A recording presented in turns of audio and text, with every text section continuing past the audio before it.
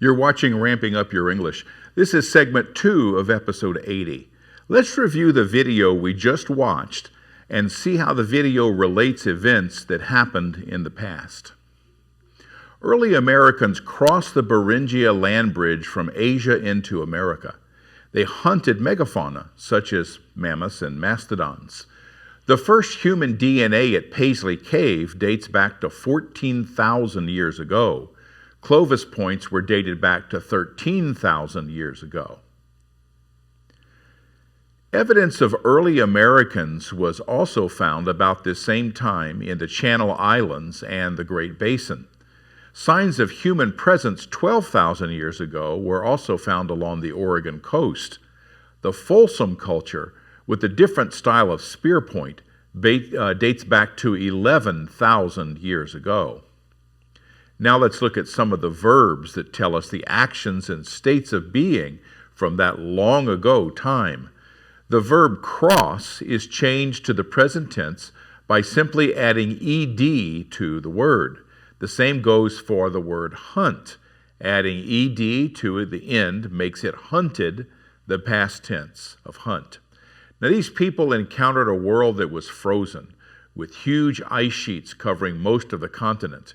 Encounter becomes a past tense verb with ed added to the end. Mammoths and mastodons existed in North America at that time. Both man and beast survived in this harsh environment. Let's look at some of the words used to describe this area. With the lower sea levels, the land bridge existed between Asia and North America. Exist is the present form of existed, and existed is the past tense. There were huge ice sheets covering most of North America.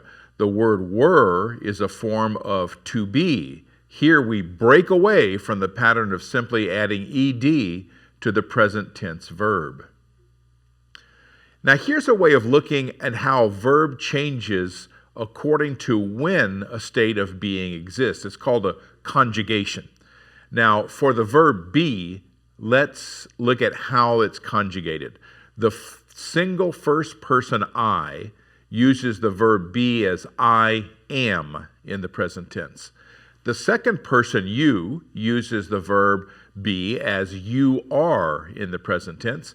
And the third person, he, she, or it, uses the verb be as he is, she is, and in the case of an ice sheet, it is in the present tense. Now for the plural, when there's more than one, in the case of ice sheets, there were several in America. So let's look at the present tense verbs. The first person, we, uses the verb be as we are in the present tense. The second person, you, as more than one, uses the verb be as you are in the present tense.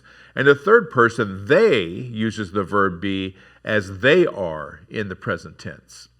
The thing is, those great ice sheets don't exist anymore. All that ice melted thousands of years ago. Let's conjugate the verb to be in the past tense. We again start with the single first person I. The first person I uses the verb be as I was in the past tense. The second person uses the verb be as you were in the past tense. And the third person singular, she, it, or he, uses the verb be as it was in the past tense. The first person plural, we, uses the verb be as we were in the past tense. The second person plural, you, uses the verb be as you were in the past tense. And the third person, they, also uses the verb be as they were in the past tense. Now, a conjugation chart like this can help when using a verb in various tenses.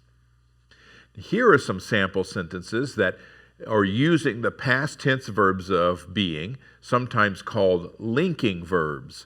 The climate was cold and harsh. Sea levels were lower back then. Ice sheets were up to 2 miles thick. Some animals were abundant. America was uninhabited by humans before their arrival.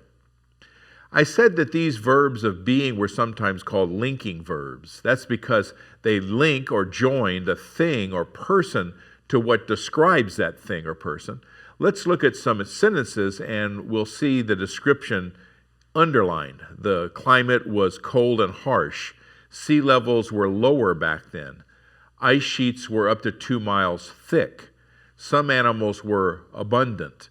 So these linking verbs can be used to describe a thing or a person using a form of the verb be. Now let's look at some of the other verbs that we heard earlier in the video.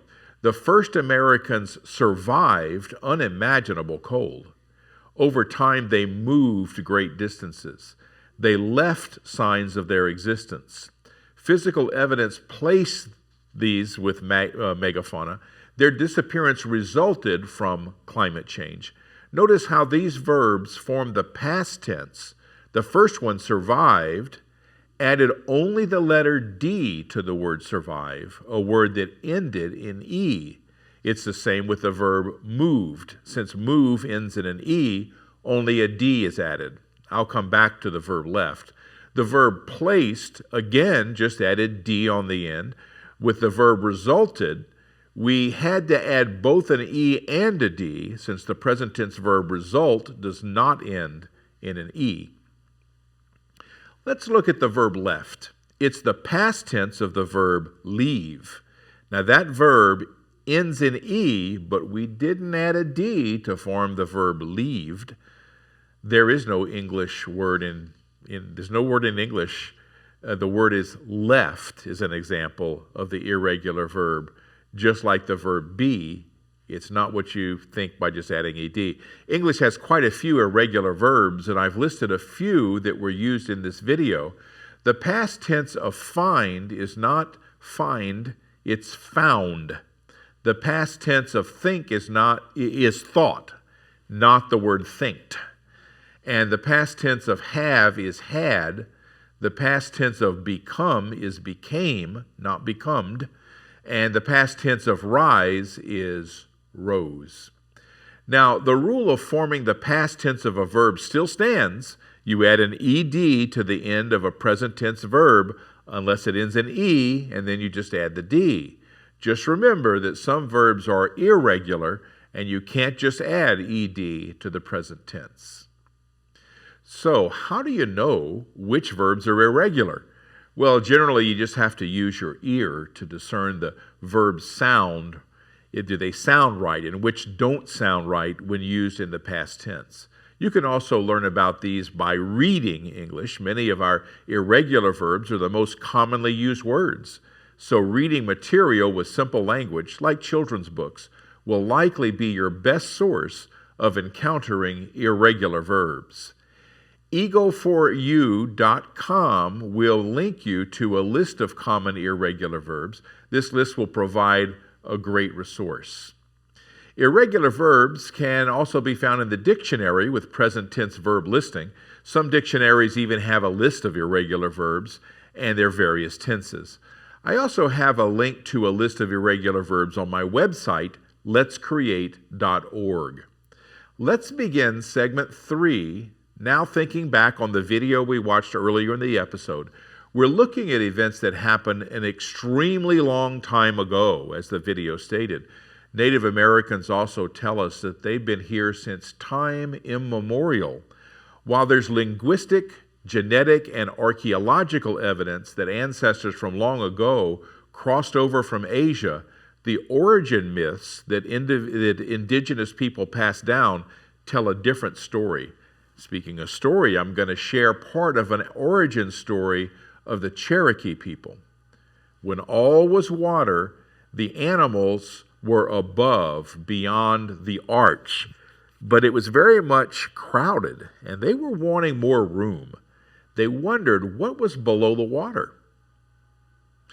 At last, Beaver's grandchild, the little water beetle, offered to go and see if it could learn.